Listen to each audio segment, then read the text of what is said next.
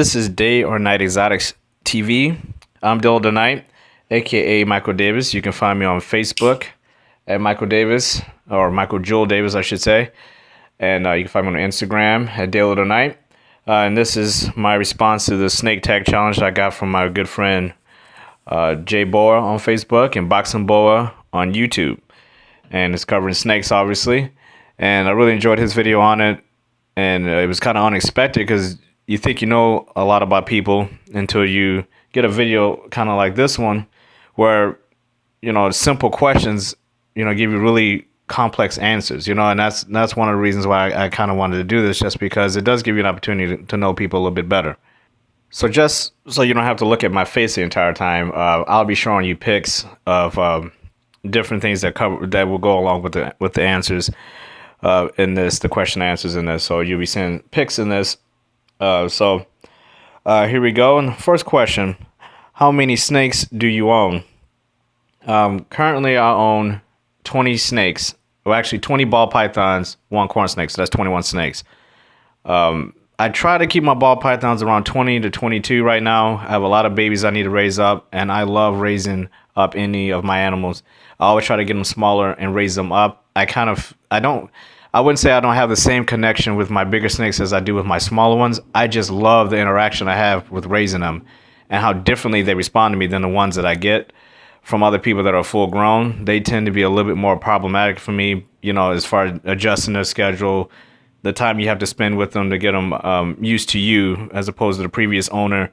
I just enjoy the snake only knowing me and imprinting like kind of myself, so to speak, onto that snake, and that snake really knows me and our routine. So I try to keep it around there. Obviously if you see something crazy, you want to go and pick it up. But right now, 20 ball pythons and one corn snake. That's a snow corn snake. Question number 2, what is your favorite species of snake? And if you see my channel, you already know the answer to this. It's a ball python, hands down, no debate. I mean, following that would be some other species, but I am such a ball python guy that it's just light years away from any other species. Ball pythons are literally one of the most amazing animals on this planet to me, and we'll get into why later on. Question number 3, if you could buy any snake in the world, what would it be? That is a very tough question because just like my buddy Jay Boa said in his video, most of the snakes that I would buy, I try to produce myself. I have gone out and really, there's been a few that I wanted to produce on my own and bought, like my blue-eyed leucistic. But if I had to buy one, right now, the one that just blows my mind is the Stormtrooper ball python. That's been all over the internet. You won't have a problem at all finding a picture of that animal.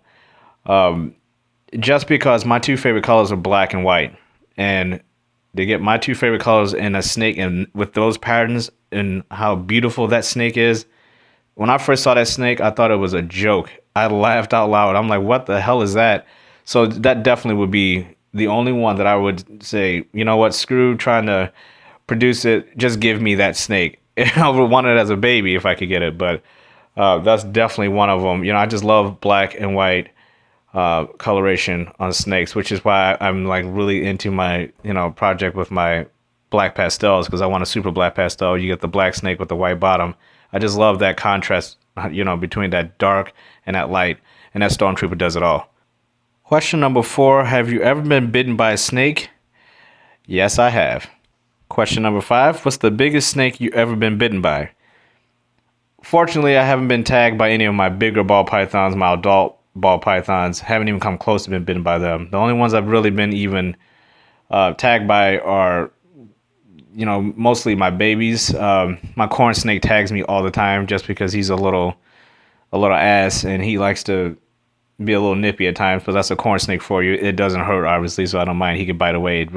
He's wasting his own energy with that. But ball python wise, the biggest one, she was my pastel. She has one of the greatest feeding responses in my collection, my pastel yellow belly female. And at the time, I think she was around 350 grams, somewhere around in there, maybe a little bit less than that. So it wasn't that bad. I mean, but she got a good enough strike on me where they actually it caught my attention, but it still wasn't that bad. So I haven't gotten one from my big ones yet. I haven't even come close because they, I'm really careful about how I handle my snakes, even if I know their temperaments inside and out, so I can kind of read them before I even put my hand in there. I never just pull out a tub from the rack and just start throwing my hands in there. I pull it out slowly, open up the lid slowly if they're in the tub, and I let them know that I'm there, and then I'll do what I got to do. So outside of feeding responses, I really don't give them any reason to bite me. I'm sure it'll happen in the future. I'm sure one of the big ones will get me. I mean, it happens, but as of yet, nope, no bite from my big ones, just my juveniles. Question number 6: first snake I ever owned. I'll split that up into kind of a part 1 and part 2. The first snake I ever owned was Eastern garter snake. I live in St. Louis, Missouri. Grew up with garter snakes, so the first snake I ever really owned was a garter snake. And that snake, you go out. I lived in a wooded area back when I was a kid, so you had no problem finding a garter snake, community anywhere. I mean, you could go anywhere in those woods, and every 10 feet you'll find just a nest full of garter snakes. And I would take them home during the summer and keep them as pets, and then I would release them. But the first one I ever bought was I took a long break out of snakes, like from the time I was 10 to probably until I was in my mid to late 20s, early 30s is when I started really getting back into snakes again. I went lizard crazy when I was younger, turtles, lizards, and stuff like that. So I didn't buy my first snake until I was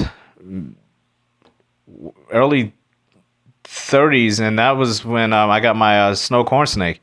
He was the first one I ever bought. I've had snakes that people have given to me and stuff like that, but most of the time they were just for me to keep them for a little while until I can give them back to them or something like that. But yeah, the first time I ever thought, I kind of want to get into snakes again, that was my snow corn, and that was back in 2012, I think.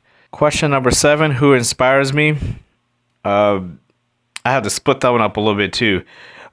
Before my son was born, and I'm going to tell you why in a second. Before my son was born in 2010, Steve Irwin was the reason why I'm so into animals, and he was the reason why I really got back into snakes, because during the mid 2000s, I just watched everything I could and read everything I could about Steve Irwin. I could not get enough of that guy. I would watch one episode like 30 times. It was just, I could not believe how he interacted with those animals, especially snakes, especially hot snakes, and his understanding and knowledge of it made these animals to me, more than animals. They were very interesting to me. So obviously Steve is most, especially, snakes and exotic animals. It's kind of hard to leave him out. So that's a pretty obvious answer. But my son, personally, he's the reason why when you look at my videos, they look that way. Whether I try to go 100% with everything, and I'm going to tell you why. In 2010, and this is something I haven't shared with anybody really, unless you're really personal with me and you know me on Facebook, you know me for a long time. In 2010, my son was born in January, and he was born 4 months premature. And he was in a neonatal intensive care unit, NICU, for 4 months, fighting for his life. He had multiple surgeries, and somehow, some way, after the doctor said that he couldn't walk, that he wouldn't be able to speak, that he would have all kinds of issues. Anybody who goes on Facebook or you see any of my pics of my son and you talk to him, you would never ever know in a million years that he was born 4 months early. He's the smartest kid in his class. He's extremely intelligent. He's athletic. He can run. He can jump. He can do anything he wants to do. The only thing that did come to fruition was the fact that he is autistic, mildly autistic, meaning he is, on probably one of the lowest levels of autism you can probably get, but he's still autistic. And for him to go through all that made me such a stronger person, different person I was. Literally, he changed my life within hours of him being born. Before he was born, I was a different person. The moment he was born, I am who I am today, and that's a person who can't ever give myself an excuse. I can't ever whine about anything. I can't say I can't do anything. I can't say that something can't be completed as perfect as possible. I can't give up. I can't feel sorry for myself. I can't do anything because that little kid can't do anything that without even realizing he's doing it. He's doing it. And that is the biggest inspiration I could possibly have. Because that little kid is the strongest little kid I've ever met in my entire life. He's been through more shit in his life than I have in the 36 years I've been on this earth. That little kid has been through more in his first 6 years. And I just cannot believe when I look at him how strong he is without him even knowing it.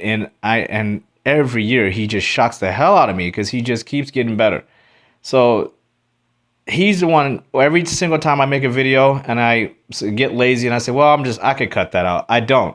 If you look at my videos, you'll see why they look like that. People ask me, why do you go all out on these videos? And that's why. I don't know how to do anything half-assed, because when I look at him, he doesn't ever do anything half-assed, and he doesn't even realize he's doing it. So that's not an excuse for me. So, I promised him I would always go 100% if he did. And he does it without even trying. So if I have the option of trying, I got to go 100% every time. So that's my inspiration. Will I ever own a venomous snake or a hot snake? Question number 8. Like, very simply, no way, no how. I just don't need the stress. Question number 9. What do I find interesting about snakes? I really can't give you, they are all, I don't find anything uninteresting about them. They're just very unique animals all the way around. I mean, I love the fact that I have 20 ball pythons, and each one of those ball pythons' personalities are miles apart in difference. And that's just my collection. I mean, it's just amazing to me how every single time I pick one of those snakes up, each one feels a little different. You could feel the life in them. They move different, and people look at them and say they all look alike. Oh, this one's color. I'm like, yeah, well, I really don't see that.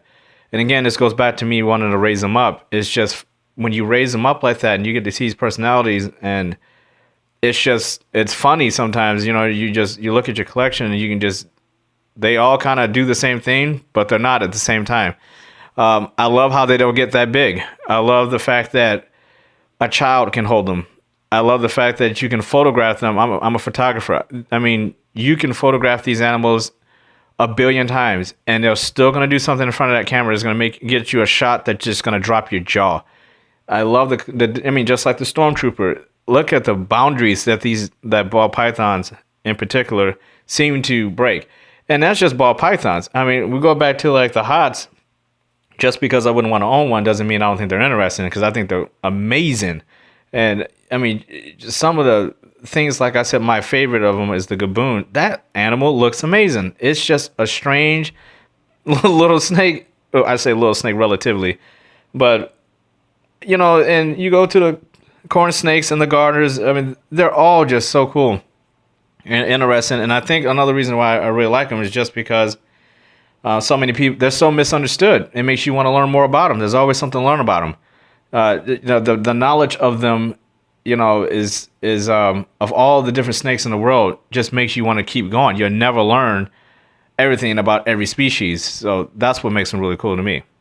So that'll do it for this one. I want to extend the challenge to anybody who hasn't done one already. Do them. This is an opportunity for all of us in the snake community to learn a little bit more about ourselves, especially on YouTube, making these videos. Sometimes we're so into focus on our animals, we forget about the people behind them, which is us. So, yeah, I extend this to anybody who hasn't done one. Do one. We all want to hear your story, and we all want to learn more about you. And I appreciate Jay bringing this up, because this is how I found it. So thank you, Jay, for sharing yours. I hope you guys enjoyed this one, and do it for this one. I'll talk to you guys next time. Be safe, take care, and have a good one.